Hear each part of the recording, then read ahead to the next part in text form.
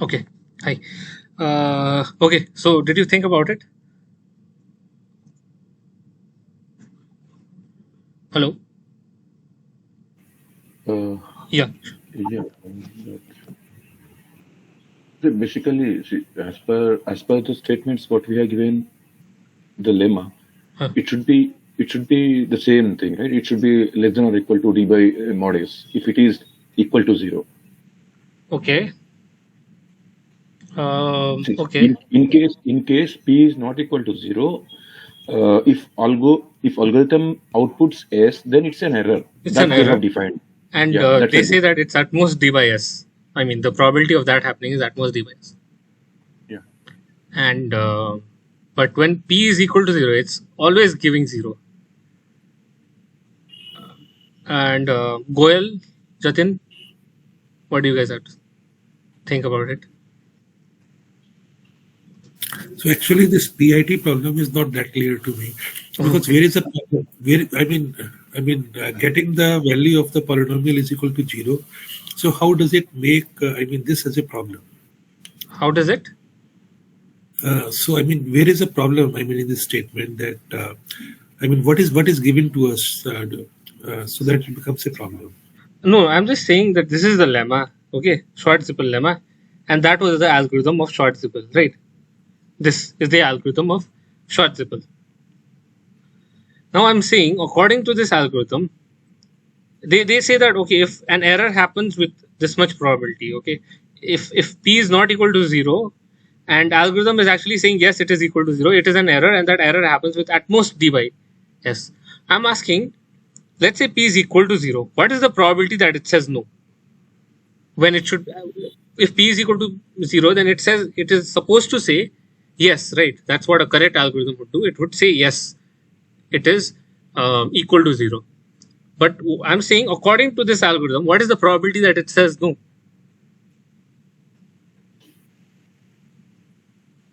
Okay, so shall I say the answer? Yes. Tell the answer. Yeah, okay. Uh, so if the polynomial is equal to 0, okay, if the polynomial is equal to 0, and I choose a1 to an at random, however I choose, when I evaluate the polynomial on a1 to an, what will I get? If it's a 0 polynomial, 0 only. you'll get 0. You'll output yes. Yes. In fact, no matter what you choose from the set S, or even if you had chosen from the entire field only, also, since it's a 0 polynomial, no matter what uh, things you choose, no matter what a1 to a1 you choose, you will always output yes. Right? That is that clear? Yes, but then in that case, we would like to take a very large set, capital S, so that this entire probability becomes, or a very small set S, so that this probability of becoming 0 is less than. No, No, no, large no. large set. Yeah, no. Saying yes is good for us because the polynomial given to us is identically 0. This is the case we are looking at. Saying yes is good for No, us. see, if we know that a provided polynomial given is zero polynomial, that's of course the first statement it satisfies. But if we are given at random the polynomial, we don't know whether it's a zero polynomial or not. So in that case, we have to evaluate the non-polynomial which is evaluating to p is equal to 0, and what would be the output? No, if no, the first statement. No, when you said um, when we are given a polynomial which is identically 0, we cannot test it very easily. That is the problem we are trying to solve. If we already you like you said, we are not doing this process only for the non-zero case. We are doing it for both the cases. We are just blindly given a polynomial. We Right, take it because and output given yes or one no. Yeah, the given polynomial, we are not sure whether it's a zero polynomial or not. or That's the not. reason we have to test it. That is Right. the thing you need to test. So now, if it was a non-zero polynomial, you do this business, you do this circus, and Schwartz-Zippel lemma says that if it was a non-zero polynomial, then the error it makes is bounded by at most d by s. What I'm saying is, Now that's a non-zero case. What if it was zero? If it's zero, what should it be outputting? What is a correct? What should a correct algorithm be outputting? The correct answer should be yes, it is a zero polynomial, right? The output, if p is equal to zero, then the output should be yes. But right, and what is the probability that it says no? What is the probability that it makes an error in this case? That's the question I'm asking. Okay. Now, if it is a zero polynomial, what I'm saying is you are not differentiating in the beginning. If you had differentiated, you are already done. You don't know what that polynomial is, so you do the same process. You have a set S which is already fixed, which is of size at least this much. You choose an A1 to AN. No matter what A1 to AN you choose and put it here, it will always give you zero because it's a zero polynomial. You observe that, right? Because it's a zero polynomial. You always get a zero. And if you always get a zero, you'll always output yes, which is the correct answer. Is that clear? Which is the correct answer? So far, is it clear? Yeah, okay, good. Goel, Jatin, is that clear? Okay. So since it always gives you the correct answer, what is the probability that it makes an error? Probability that fa1 to an is not equal to 0. That the probability is 0, right?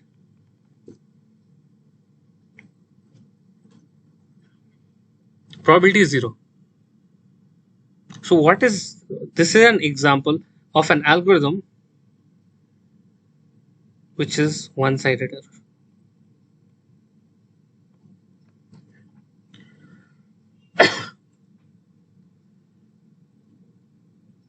So I talked about one-sided error, two-sided error, and so on. One-sided error means in either in the yes case or the no case, there is no error.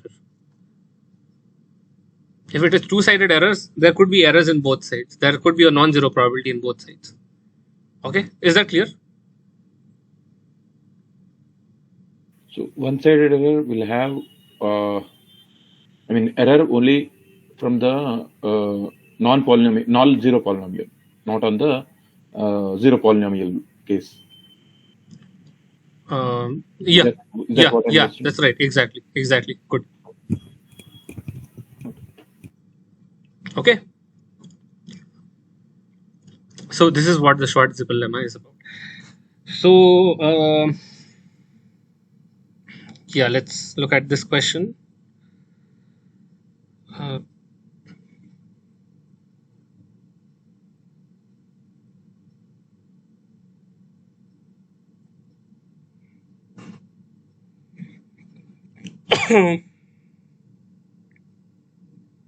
So here you can already see what the answers are. Okay, look at this question 5. P be a non-zero real polynomial in 5 variables. Total degree of P is 10. Suppose we pick a point X from a set S. Okay, uniformly at random. Size of S is 100. Probability that P of X is 0 is.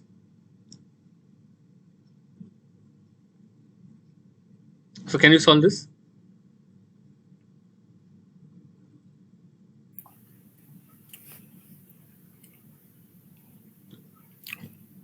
So degree of the polynomial is 10. So 2 multiplied by 10 is 20, and then we pick 2 multiplied by 10 is 20. 20 divided by the cardinality of S 100. So it's sorry. B is 100. 100 divided by 10 divided by 100. The value is 0.1. So 0.1 came out to be at least would be less than or equals to this thing, or less than or equals to means what? Less than would be at least 0.1. Yes, so answer is A. Maybe the okay. Total. I don't have the calculation, but it's 10 by 1 by 100. Maybe, yeah. That means because D is 10, and then by mod S is 1 by 100. Mod S. Oh, okay. As a size of it, yeah, okay, is 100. So it will give 1 by 100. Yeah, I mean, degree is 10, size of S is 100. So you're looking at D by S, right? Yeah, D by S. That is? Okay. Sorry. I think he directly given the mod S value, right? Right, they directly give it. I got confused. Okay. No problem. But yeah, that's right. Yeah, Goel also 0.1. But now the question is at least 0.1 or at most 0.1. Goel said at least.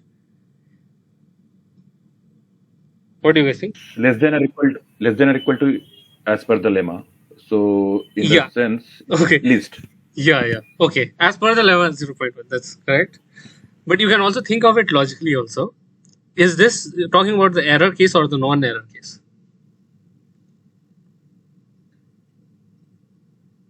So this is the case of non-error case. I mean, the value of the p is 0. The probability that P is 0 what? But what are they talking about P? Are they saying P is a zero polynomial or non-zero polynomial?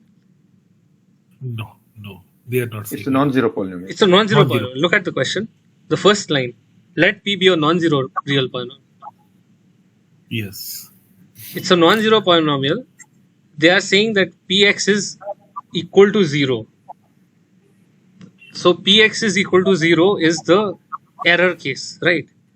X is sampled uniformly at random.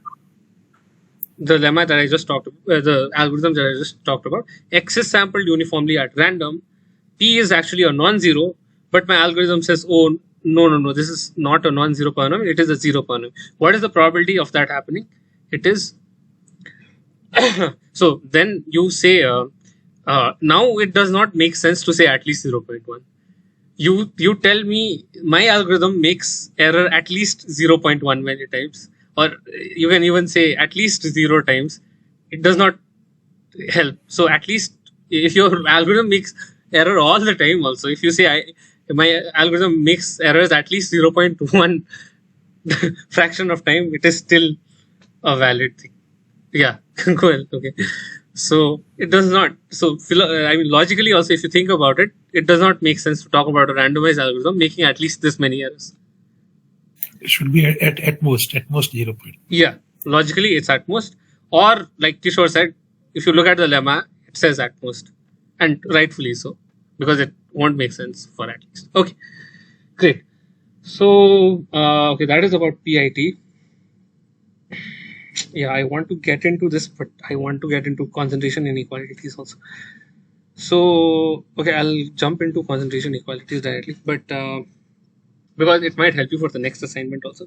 So, one thing, but a small comment I want to make is why is Schwarz-Zippel lemma? It sounds like a very strange thing. No, I mean, and if you in fact look at the f of x case when it only depends on one variable, x cube plus x x square plus 2x. Okay, this is a univariate case, right? Degree is 3, right? So by again our high school mathematics, we know that if the degree is 3, then in how many points can your polynomial be 0? If it's a quadratic equation, how many roots do you have? 3. Two quadratic. Yeah. If it's a cubic one, for example, this one, there would be 3. There would be 3. So similarly, here there will be 3 roots. What does it mean that the roots are 3? The polynomial is equal to 0 on 3 points. Right. But two roots could be same, or rather quite possible that all the 3 roots could be same. Okay, that multiplicities could occur, but what I mean is at most 3 roots. Yes. Okay, so at most 3 roots. So now this is what your polynomial looks like. Let's say I plot it. Okay, this is not what it should look like.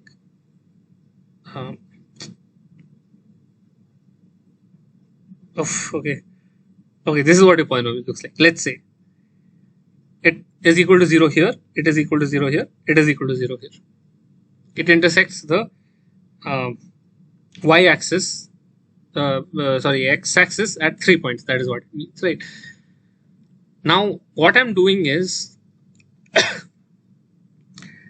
I'm essentially sampling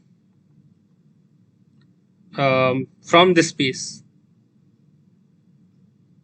uh, from this space, and so on. But we are only looking at values from x. So I'm since I'm only sampling one variable. So let's say these red points are what my set S is. Okay, and one of them is this. So 1, 2, 3, 4, 5, 6, 7. So S, size of S is 7. Okay, what is the probability that I evaluate? Okay, and these are the points. Okay, this is S, okay, or I'll write it with red.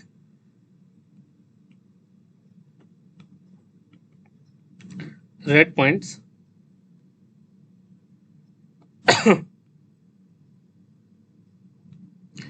S is red points. But there are only 6 red points, isn't it? 1, 2, 3, 4, 5, 6. Yeah, 6 red points. Okay, question is, what is the probability that I pick a random point from S, I pick a random red point, and I evaluate to 0? What is the probability? So 0. 3 out of 6. 3 out of 6. Jatin, you were saying? I see only one red dot Correct. with x axis, so I say 1 out of 6. That's right. There's only one red dot. Yeah, Shruti. 1 by 6. There's only one red dot. Good. Okay. So, well, that's clear, right? But then the curve has to, cross x 3 times. No. I mean, I'm only picking points from S. That is the red points. Okay. I'm picking from S, the set S. Okay. Now, because that's what the algorithm is doing. No. Now, what is the worst case that happens? It is when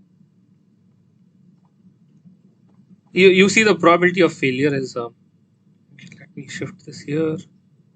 Oops. So the probability of making an error, which because you can clearly see in the graph, it is not a 0 polynomial. It is intersecting at it is not only the value is not 0 always. Okay, you can see that it's clearly not a 0 polynomial. So the probability that it actually means the probability it makes an error is at most 1 by 6 or equal to 1 by 6. Okay, but the worst case, the worst number of errors is when the set contains all of the points in the which are intersecting. Right, this is the worst case. So what is the probability that in this case, what is the probability that I pick a red point from S? Okay, what is the probability that I pick a red point and it evaluates to 0? 3. That's right. Or 1 by 2. Right. Yeah, correct. 3 by 6. Now, can you generalize it? What if my polynomial is not a degree 3 polynomial? It's a degree D polynomial. What is the probability?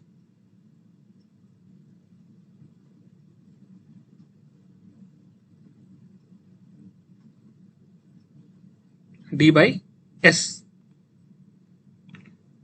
So I think you are getting what I'm going to say now, where I'm getting it.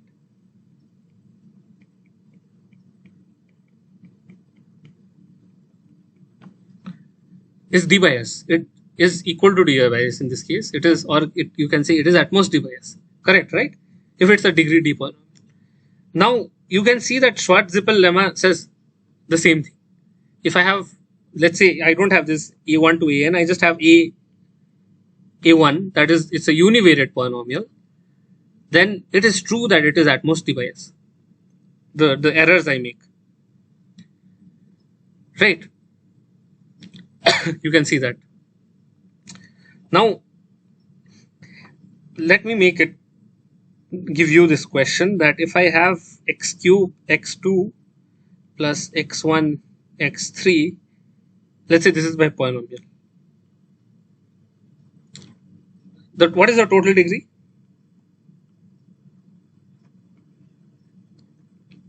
Of the polynomial? 4. 4, correct? Yeah, correct, Shruti. Kishore, it's 3, it's 4, right? Yeah, okay. Total degree is 4. Now tell me, how many roots will this polynomial have?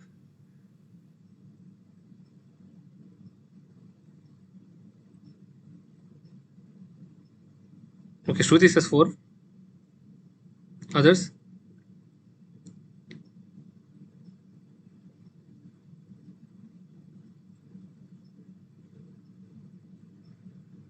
Okay, Jatin also says 4. Okay, Goel, Kishore?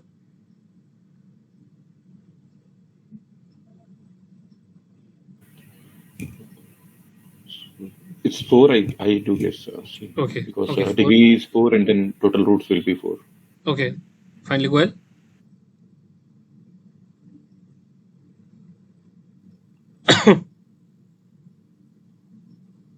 Any idea? Goel?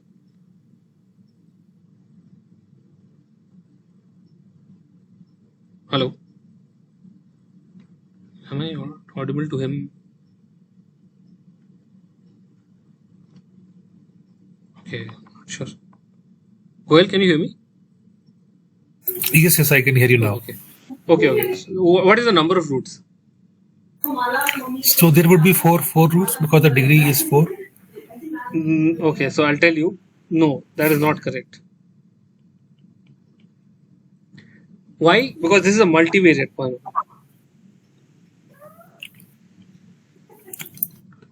This is a multivariate polynomial.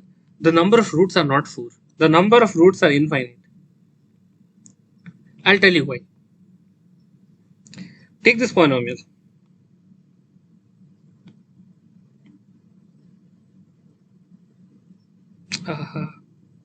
How do I get out of this? Okay.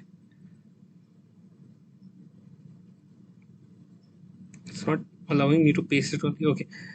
x1 cube x2 plus x1 x3 plus x3. Okay, this is the polynomial you have. No? Now, forget about multivariateness. Think about these as coefficients. Okay. Then how many roots will it have? Well, it's a cubic. Think of these as coefficients. Let's say these are fixed for a while. Okay. Then it's a cubic equation, expression. It has how many? 3 roots. 3 roots. Correct. Yeah.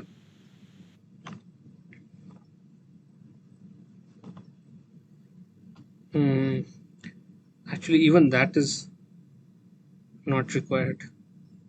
Yeah. Okay, but still, it has 3 roots, right? So let's say this p of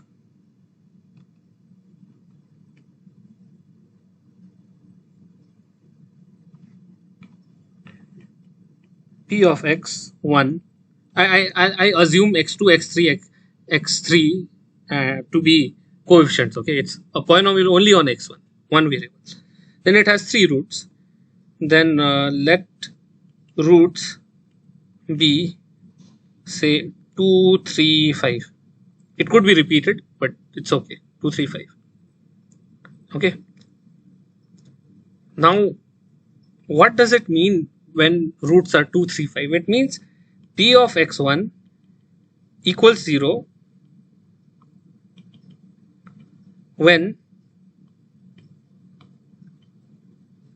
x1 equals 2 3 5. Okay, but what is p of x1? X square plus x1 x cube. Now put them back. think of them not as coefficients. Okay, no matter what the values of x2 and x3 I put, the polynomial will always be equal to 0, right? When x1 equals 2, 3, 5. Previously, I treated them as coefficients. But now I'm saying since x1 is a root, x1, the roots are 2, 3, 5, which means it sets this to 0, polynomial to 0. No matter what value of 2 and 3 I put, it's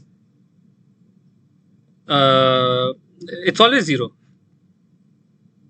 So here, as long as I put 2 here and 2 here, x2 could be anything, x3 could be anything, if the field is infinite, that is, if it's like reals or something like that. So you get it right, it has infinite roots. Is that clear, everyone? Actually, like we are assuming that let x2 and x3 be constants for a while, and this is a cubic equation x1. So, and you are saying that let's say x1 the roots are 2 and 3 and 5. So if we put x1 equal to 2, then for any value of x2 and x3 it will always equate to 0, you are saying. Right. I mean, for different values of x2 and x3 the cubic equation will change now. Different values of x2, x3. Yeah. So I'm not fixing the. Yeah. I'm okay. So I was a bit careless in saying that they are constants. I'm just saying, okay, let's say the roots have 2, 3, 5 as let's say 2, 3, 5 are roots for x1. I think that would be a more correct thing to say, because treating them as coefficients, constants. Yeah, I agree that it is not the right thing to do, because it may change that way. Yeah, that's correct. I'm saying that let's say 2, 3, 5 appear as roots for this polynomial for the value x1. I think that is more clear. Okay, great. Thanks. Yeah, thank you. That is a correct. Good. So now you can see that why Schwartz-Zippel lemma is not obvious, because now firstly you are talking about multivariate, but I cannot represent like 3D, 4D, 5D in this canvas. I can do at most 2D. So let's say 2 variables are there. I can pick points like this, and then I can pick red points like this, and then I can, now I'm asking how many red points is actually 0. How many points does my this will represent a plane, I think, right? So that plane, how many points does it intersect? Now it's not clear, because I cannot say d by s. I need to say infinity by s, because there are infinite points where s can, or at least the size of field by s, if the field is finite. Now you can see why Schwartz-Zippel lemma is not obvious. It says a really beautiful statement that says that the same technique will work for multivariates also. Just sample at least d many points, or d plus 1, 2d, whatever, 2d many points, and then pick n points and evaluate over it. It will still work for multivariate case. So that is the ingenuity. I wanted you guys to see and appreciate this, because when you bring it to multivariate case, it is not at all obvious. There are so many roots. When you do it for univariate case, it is obvious that okay, the probability still holds, you can say. And yeah, okay, I hope it's clear to all of you, right? Okay, good. Is there any other question based on PIT? No. This you can answer easily. Okay, Markov is what I wanted to get into, but this week's content has a lot of things, so I could not get into. So next is bipartite matching, but I don't want to do that right now. And anyway, it's last week's topics, which is already done. But This is an application of PIT. Please look at it, okay? It gives you a randomized algorithm for bipartite matching, and in fact, it gives you a highly efficient parallel algorithm, okay?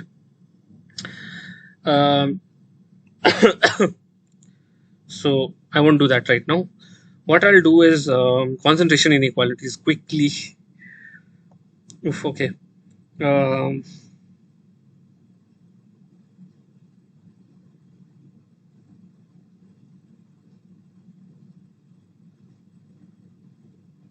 Okay.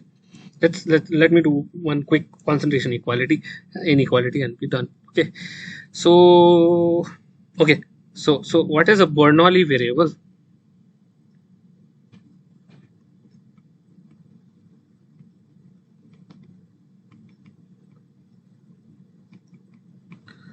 Okay, Bernoulli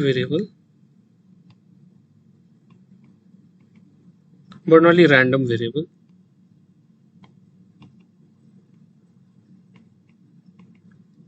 which is also called an indicator. Okay, a Bernoulli random variable is a variable that can take two values only, which is 0 or 1.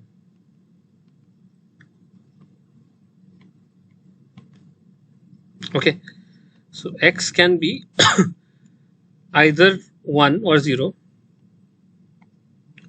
It represents an event.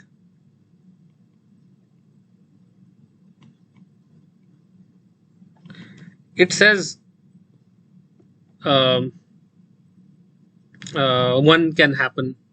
It says if x is equal to 1, it means that event x can happen. If let's say it's a coin toss, okay, and if x represents a coin toss, then x equals 1 means that it's heads, let's say, and 0 means it's tails. So it represents the event of heads occurring. Okay, and there's a probability associated. X is equal to 1 with probability P,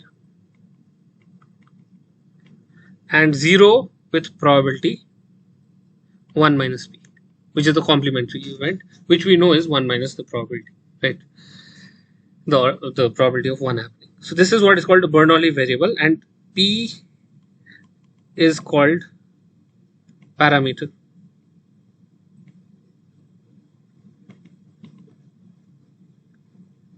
Okay, that is the first thing. Another thing is I want to talk about expectation. What is expectation? Question. Yeah. Yeah. See, when of course it's a algorithm we can't say, but just out of curiosity, I'm asking. See, when P has a probability, right? So the 0 would be off of that because it takes only 0 and 1.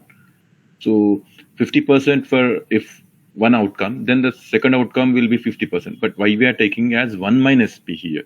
So what you are okay? Yeah, go on. Sorry, Kishore. So in general, when we spoke, right, if there are binary values, the outcome would be, though we take it as in a percentage, like 1/2 or 1/2. Right. Rest of the. So here we are taking 1 minus P. What is the significance of this? Yeah, that was the case of uniform distribution, but I could talk about generalizing it into non-uniform distributions also, something like what are called bell curves and other kind of Bernoulli distribution and because, so on. Yeah. Maybe the number of occurrences might be differs from one element to the other. That's the reason we are taking 1 minus P. And I'll give you another example also. For example, the x is the probability of 2 or 3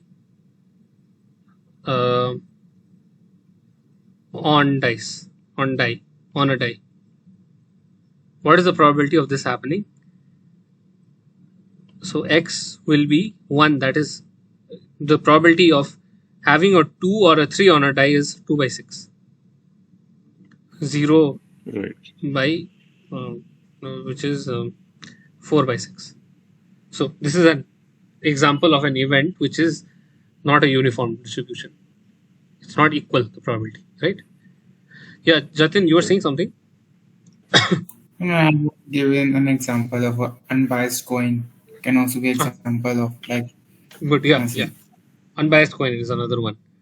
So, yeah. So maybe the unbiased coin lands with heads with more probability, 0.55, and so on. Right. Okay. But if I say the statement uniformly at random, then it means that it has equal probability. Okay. And expectation and uniformly does not always mean half-half. Okay. Only if there are two elements, then it's half-half. If I say from the roll of a die uniformly at random, it means 1/6. If I say roll of 2 die, it means 1/36 is the equal probability is what uniform means, not always 1/2. Single coin toss, it's 1/2. Okay. So what is expectation? Some people call expectation average also, but you can think of it to be similar to average, but it's not. I feel personally it's not good to always associate with average. Okay. But you can think of it as the closest thing to average. So expectation is exactly what it says. Expectation is what you expect the outcome to be of a random variable. Okay, that is, and looking at the number of occurrences, the kind of occurrences, and so on, the probabilities, you say that okay, I expect the variable to have this particular value. So that is what expectation integrally means. Yes, in most cases it is same as average, because average is also telling you that only. Another way of viewing it is that why is it called expectation? Because if your expectation is something like half, okay, for example in a coin toss, okay, I'll give you an example. So I'll give you the exact um, so let's say x takes values, random variable x takes values from the distribution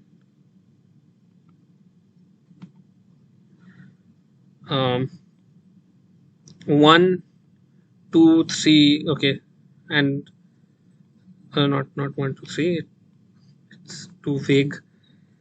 A1, A2, these are elements, these could be integers, whatever. An, okay, with probability,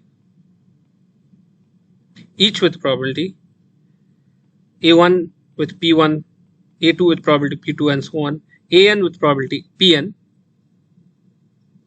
Okay, then expectation E of x is equal to summation of the probability times ai. I equals 1 to n. So x takes values from this particular distribution. This could be a non-uniform distribution also. Okay, some of these elements could have could have more than may not always have equal probability of occurring. For example, like Jatin said, a biased coin. So expectation will give you a measure of what you expect it to be. Example, single coin toss. Okay, a single coin toss. What is the expectation? Oh, first of all, define what x is. X is heads. Let's say the event of heads happen. So what is the probability? So what does x take from? Okay, or rather, it's x is not heads. I won't say that. That will be just too direct. X is taking values from heads or tails. This is the distribution with the probability of half each. So what is expectation on x? It is, this is your a1, this is your a2, right? And the probabilities p1, p2 are half each. So expectation is the sum over probability times the value. Okay, and heads is represented by 1, let's say, and tails by 0. Now you can see that it's actually a Bernoulli variable. Okay, each with probability with parameter half. Bernoulli variable with parameter half. What is Ex? Then it is just probability P1 times heads plus probability P2, which is half, times tails, which is half. Okay, so this is what you expect. You expect half to be the answer. So now you can say, why is it called expectation? Now talk about average. Okay, so let's say I'm tossing several coins. I got head, tail, and so on. Head, tail, head,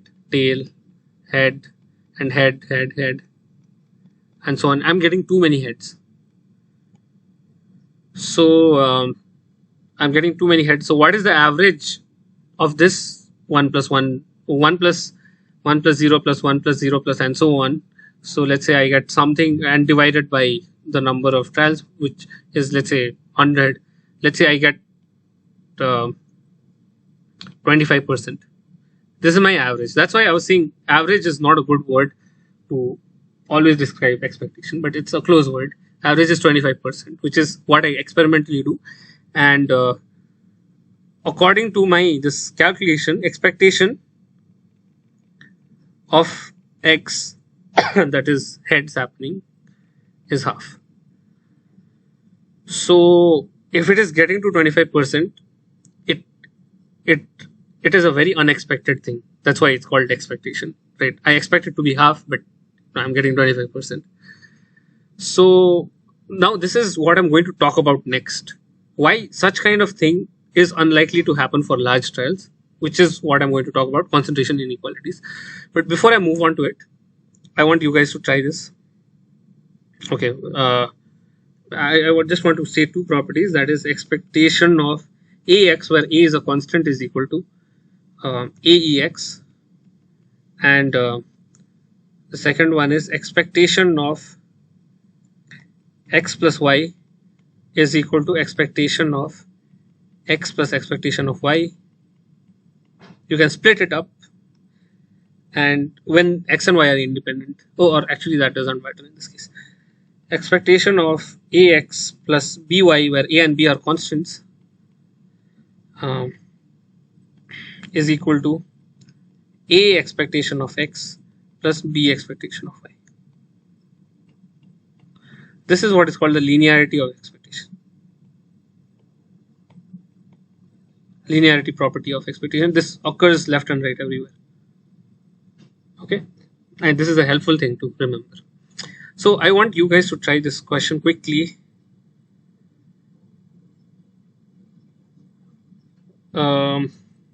This one. Suppose X is a Bernoulli variable such that expected value of X is 1 by 3.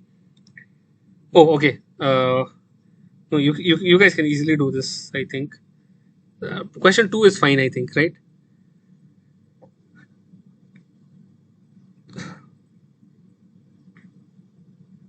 Or you can, yeah, you should try it probably. Suppose X is a Bernoulli variable such that the expected value of X is 1 by 3. What is the parameter of the Bernoulli variable?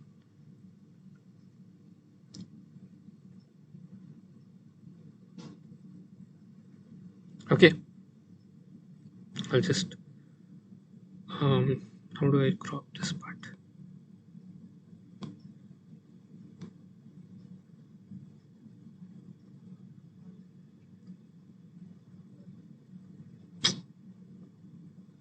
Can I? Okay, probably I'll take a screenshot.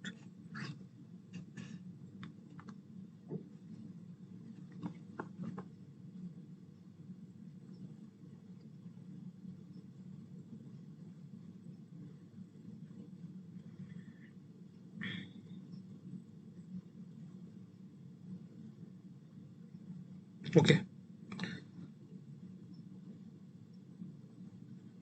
X is a Bernoulli variable, which means it can take only two values, right?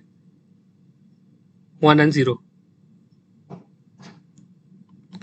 X is a Bernoulli variable which means it can take only two values, 1 and 0. And what is the parameter? Parameter they don't know. They have not said. Yeah, go ahead. So will that be equals to 1 by 3 only, because the expected value of the Bernoulli distribution is same as the value of P, and P is equal to 1 by 3 here? Yeah, that's a good observation. Okay, yeah. Yeah, that is right. We can do, yeah. Now, expectation, we want to calculate P, right? But what they've said is expectation of X is 1 by 3. Okay, according to question.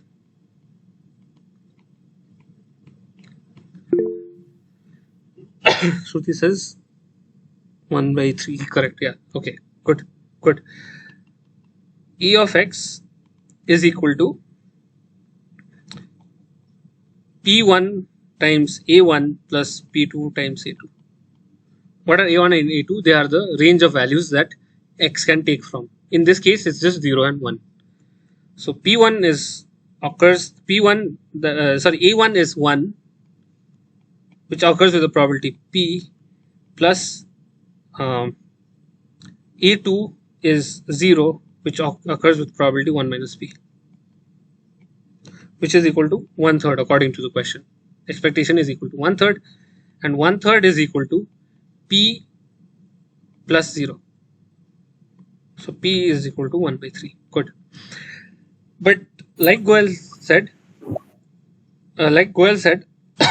you can see that it's nothing special is about the parameter here, because for any random variable, this right hand side will always occur. Right hand side, this 0 will always happen, and then P will be always equal to the parameter will always be equal to 1/3.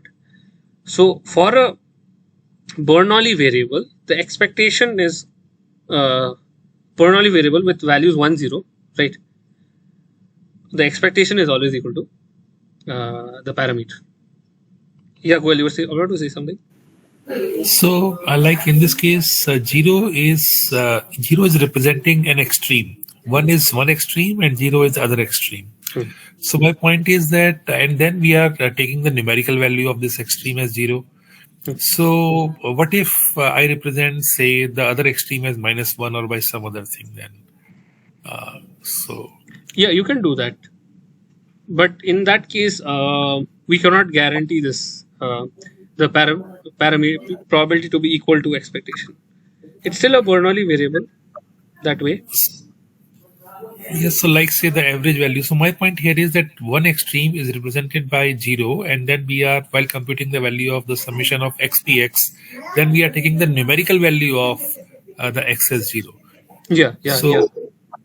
So my point is that if we take -1, then this summation will came out to be what?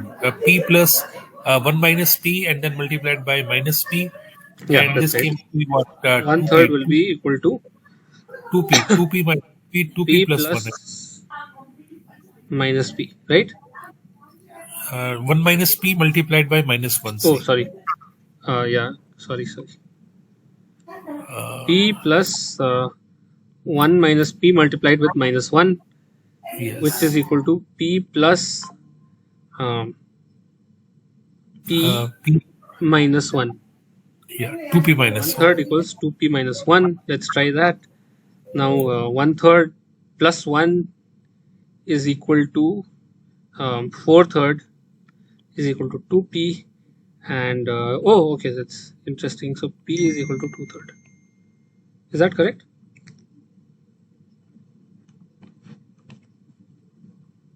Right? Hello? Hello. Yeah.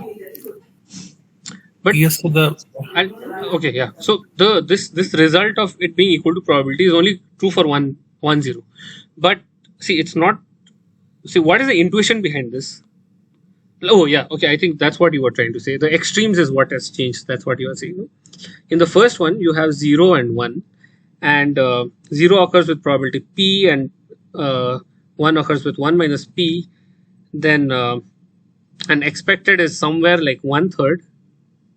Which is somewhere, if this is 0.5, then 1/3 is somewhere here, right? Or 1/3 is larger. Sorry, 1/3 is smaller, yeah. So 1/3 occurs somewhere here. So we expect the value also to be somewhere here. That's what it says. But if I change the range to be -1 and 1, and what my expectation is still 1/3, expectation is still 1/3, which is somewhere here, right? This is my extremes. Blue are my extremes. Yeah, right. And my expectation is 1/3. Then my parameter occurs with 2/3. So 1 occurring is more probable, and this occurring is less probable because my expectation is 1/3. Because I expect 1/3 more, 1 occurs with a higher probability than -1. That is the way to interpret it. So, right? Is that clear? Yes, yes. Yeah. Okay, good. Oh, it's already 8:06. Okay. Yeah, Kishore? Just a question. See, but as per the Bernoulli statement, see, what we can do from the set of given things is whether it occurs or doesn't occur. But it doesn't mean that it is going to be occurred in a negative mean. I mean, like, I think, is it something semantically, if we think that way, is it something thinkable? Yeah, it is not something unthinkable. It's up to a representation thing. So, but having 1 and 0 is convenient because it cancel out. It helps in cancelling out lots of probabilities and results in Bernoulli variables. It's easier when you use indicator variables as 1 and 0. But there are actually cases when you can use -1, 1, and you can get interesting arithmetic properties. I don't know about in the statistical concept, but there are Boolean function studies where you can actually set, instead of working over 0, 1, you work over -1, 1, and then do kind of interesting things with it. But Okay. the idea is that the field of pure mathematics especially is when you generalize these things to very weird kind of subject these models to very strange kind of situations and then see how they behave. And it is still a perfectly fine model to work with. That's no problem. I can work with -1, 1, and still I can generalize whatever works for 0, 1 and do a tweaking there. I can do some surgery and then make it work for this also. That is the interesting thing. And but it is true that if you have any example on the top of your mind, just quickly, or else not required to think about it. The example I have in top of my mind is a bit it requires some basis, but I'll give you some pointers. I'll tell you to look into what is called the analysis of Boolean functions. I won't explain it to you. Okay. This is an area which is also sometimes called Fourier analysis of Boolean functions. Okay. This is an area where even though you work over Boolean functions, you strangely work over 1 and -1. Okay. And this is a really interesting area where you can talk about, you can study Boolean functions in terms of Fourier analysis. But yeah, so right now I won't give you an example because it will require some background. Okay. Yeah. So good. Now, okay, it's 8:10. I'll just quickly do one thing, okay, and then call it a day.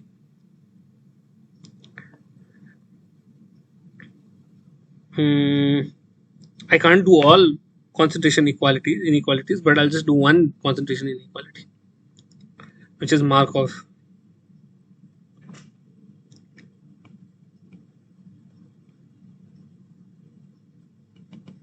What a concentration inequality? It helps us in analyzing algorithms. Okay. So Markov inequality says the probability that a random variable x is at least a is at most expectation of x by a. Okay. That's the correct version of Markov, right?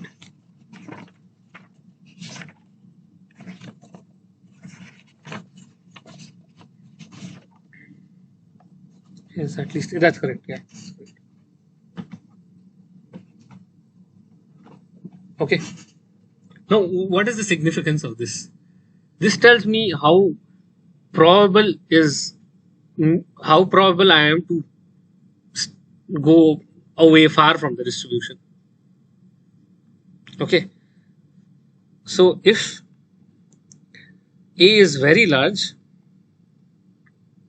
okay, the probability if A is very large, okay, then okay, wait, I think I made a small problem. I think it should be over X expectation.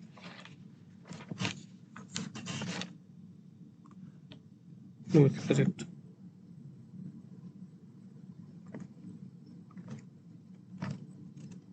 Okay, this is important. Yeah. The fact that X is non-negative and real valued. Okay, random variable. Then for all A, now what does this mean? This means that it so happens that I cannot go too far from the average. Getting it? I cannot go too far from the average because the probability that a random variable being very large is bounded by this, which means that if this is very large, then the entire inequality will be small. So the probability of that happening is bounded by a small value. Okay, you get it, right? If as A increases, the probability decreases. Yeah, Jatin, good. Okay, as A increases, the probability decreases. Now there are now I'll tell you this. Okay, can I copy this page? Copy page, yes, good. I don't need to keep jumping around here and there. Paste page, yeah. Okay, now look at this last final, okay, and then I'll leave you guys. Sorry. Suppose we have an algorithm that takes as input string n bits. We are told that the expected running time is order n square. If the input bits are chosen independently and uniformly at random, what is the probability that the algorithm runs on an input for time order n square? Hint is use concentration inequality, but I just showed one concentration inequality, that is Markov. So you need to use Markov's inequality.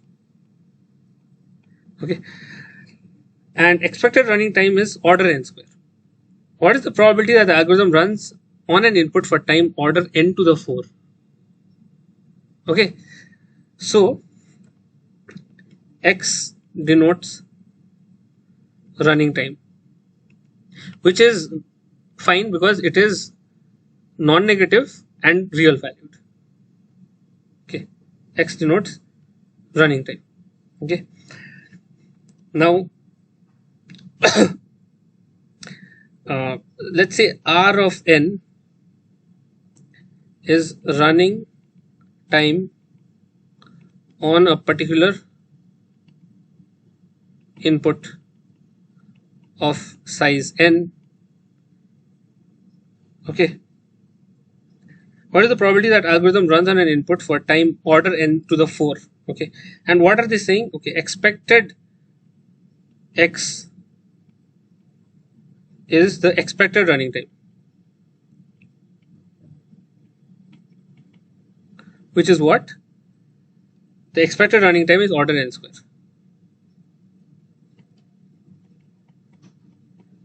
Right. So E of X is order n square. Is order n square. Now they are saying what is the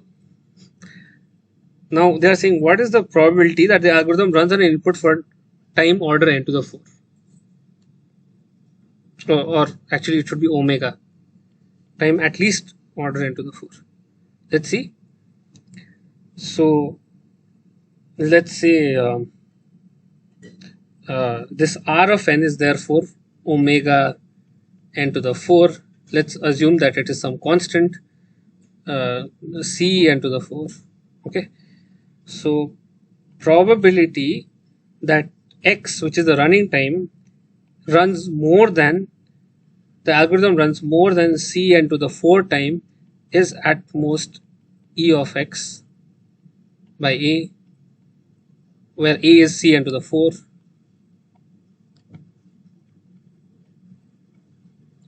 which is equal to e of x is what? Order n square, which I can write it as a second constant times n square and c of n to the 4.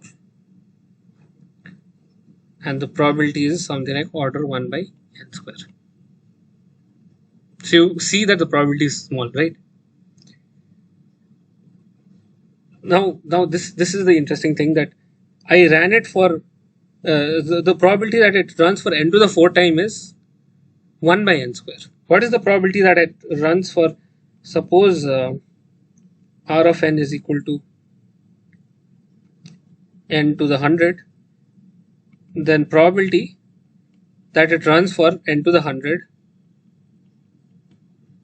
is what? It is around order 1 by n to the 98. The probability is so low.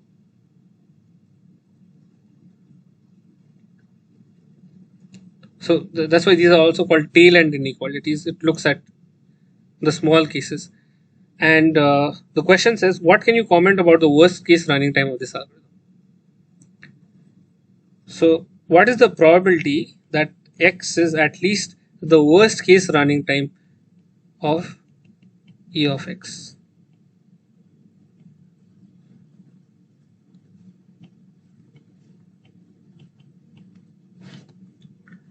Now, this is the most interesting statement of this question. What is the takeaway? It says that as the worst case running time increases, the probability that I will be hitting the worst case running time is lower each time. The probability is gets smaller and smaller as the worst case running time keeps increasing. It's a very strange intuition, but this also highlights the power of randomized algorithms. Okay, it has a way of showing that if the worst case, it has a way of actually harnessing this difficulty that, oh, if the worst case running time is actually really high, it is even more improbable that I am able to exceed the worst case running time. Okay, and another way to see it is in terms of expected value is at least w n times probability of x at least w of n. So, but yeah, this is where it balances out. At the same time, if the worst case running time is high, okay, at the same time, if the worst case running time is high, it would mean that the expected running time is also high, right? But it is also at the same time slightly balanced out by the probability. This probability, since it has become lower, the expected running time is actually reduced by some factor. This is another way to see it. You can see it either ways, but you can see how it works, right? So the intuition is that if the worst case running time is really high, then the probability that I'm going to reach the worst case running time is actually lower. And there are two other inequalities, which is Chebyshev's and Chernoff, which I did not get to cover in this runtime. So yeah, I'll upload this document. Please try the other questions also. Okay, and we'll meet next week at Tuesday 6 p.m. Yeah, that's it. So we will be able to access the class notes. Basically. Yeah. So I'll share one. So by the way, this session is also recorded. And it will be entered. Both the recording and the notes will be entered in this sheet. Okay. I'm sending it to you right now, but it's there in the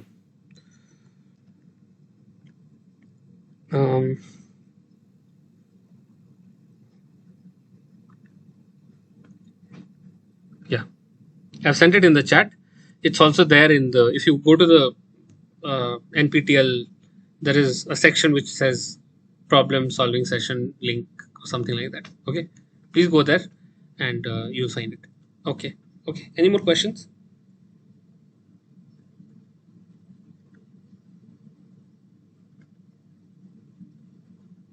Okay. Okay, then I think we can. Yeah. Yeah. Well. Yeah, just to say thank you. Oh. Thanks. Bye bye. Okay. Thank See you. you. Well. Okay. Bye. Okay, Kishore. Okay. Well. Okay. Thank you. Good night. Good night. Yeah. Okay, Jatin. Good night. Bye.